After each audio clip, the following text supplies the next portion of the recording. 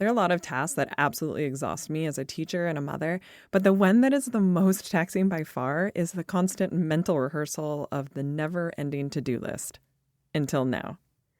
Hello, my time crunch teachers, and welcome to the show.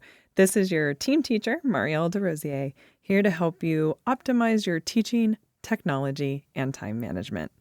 The to-do list, so satisfying to cross off, and yet so utterly exhausting to remember. I think the only thing I've ever liked about creating to-do lists is the process of picking out cute notebooks at Marshall's, and all the other aspects of it are completely not worth it.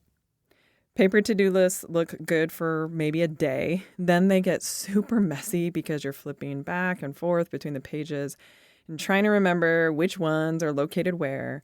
And then you always have one or two long-term items that just hang out and never get crossed off. We deserve a better method. And just like a 7th grader with a free hall pass, I went out into the world looking for answers and not coming back until I chatted with a few friends who had them. Here's the criteria my method needed to meet. It needed to be easy to use so that I actually used it. It had to be digital so that I could access it anywhere. And most importantly, it needed to be free. Well, guess what, time crunch teachers? I found it. It's the 3-item Google task list. First things first, what's Google Tasks? Google Tasks is a free web-based program that basically looks like a long set of checklists that you can organize by topic. You can access it through Gmail, or you can download the Google Tasks app for either your Apple or Android phone. It's super versatile and you can access it pretty much anywhere. If you happen to be logged into your Gmail account right now, go to the blue circled check mark that's on the right-hand panel. You can begin by creating a new list, and if you want, you can create one for work and one for home, but let's just start with the one for work. Here's my process. Begin by adding a task called Today's Top 3. These are going to be your most important tasks for the day and your only tasks. Don't worry, I'll explain that in a moment. Next, create another task category called This Week and one called This Month. Now, start adding all of the items to your task list. The items that have to get done this week will be moved and will go under the This Week list, and the things that can be put off until later in the month will just shift under the This Month list. For example, this week might be things like emailing a parent about a meeting or running off photocopies for a lesson on Friday. Items that go under this month might be something like meet with your team teachers to review the next ELA unit, or finally use the bathroom on your own timeline, that kind of thing. The cool part is you can create a subtask by clicking on the 3 dots of a task and selecting Add a Subtask, sort of like a category within a category.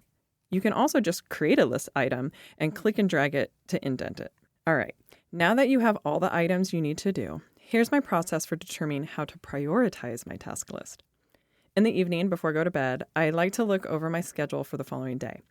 Then I look at my task list for this week and determine the 3 items I think I can accomplish the next day, or the things that have to get done the next day. I then move them from the This Week list to the Today's Top 3 list. Now they're ready to go for tomorrow. So you may be wondering why I only have 3 items on my daily top 3. I found that 3 to 4 items is the optimal amount to make me feel like I've accomplished something and to also make sure I actually get those things done. I also often choose one sort of item that I don't really want to do, and 2 to 3, okay, I got this items, so that I can chip away at both my hard and my easy tasks. What's also super cool about Google Tasks is that you can assign specific dates or times to them if you want to get a task done at a specific time. For example, one of my tasks may be to call a parent, so I put that on my task list, but I assign it for the time for 3 o'clock after school. The great part about that is now it's dumped into my Google Calendar, and it will sync with that, and it'll give me a pop-up reminder if I've set it to do so. Editing your task list is super easy too. You can create separate lists for work or your personal life. Also, once you've completed an item, you just click the checkbox and it disappears, which makes room for you to move things around. And the best part is you don't have to worry about dragging around some notebook with you all the time. Since I can access the list from my phone or desktop, it really is accessible at all times. Additionally, if you're looking at Gmail right now, the task panel is open right there next to everything so that you can immediately start typing items into your list as you're going through your email and seeing things come up. Also, if you accidentally check an item that you didn't mean to check, you can easily access it in the completed task section at the bottom of the page. If you're more of a visual person and would like to see my process in action, then check out the show notes to this episode, and I'll be sure to link my YouTube video where I go through all the steps of creating a Google task list, how to move it, how to categorize it, and my entire process. It really is a step-by-step method for making sure everything gets done. 3-item Google task list. It really is the best thing ever. Okay, today's classroom story comes courtesy of my own son. One year I was teaching summer school and he actually ended up being in my class, which was super fun. But one day, one of the other students noticed my wedding ring and she goes, "You're married?" Which, I found to be very incredulous, to be honest. But anyway, she goes, "You're married?" And before I can answer, she notices my right hand ring and adds, "Twice?" So if that wasn't bad enough, my son decides to jump in and try and help me. But the problem is, this is like the third day of summer school, and the kids have no idea he's my son since he calls me Miss D in class. And honestly, he doesn't really look like me, and he has a different last name anyway. So he jumps in after, "Miss, you've been married twice?" And he goes, "Yeah, to my dad." So, as you can imagine, there was a lot to unpack there.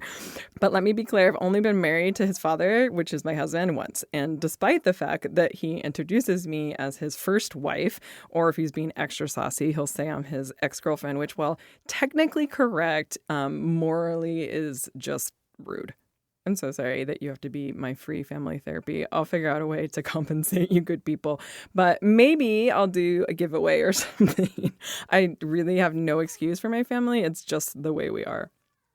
Thank you so much for your kind attention today. And remember, time you enjoy wasting is not wasted time. Until next time, teachers.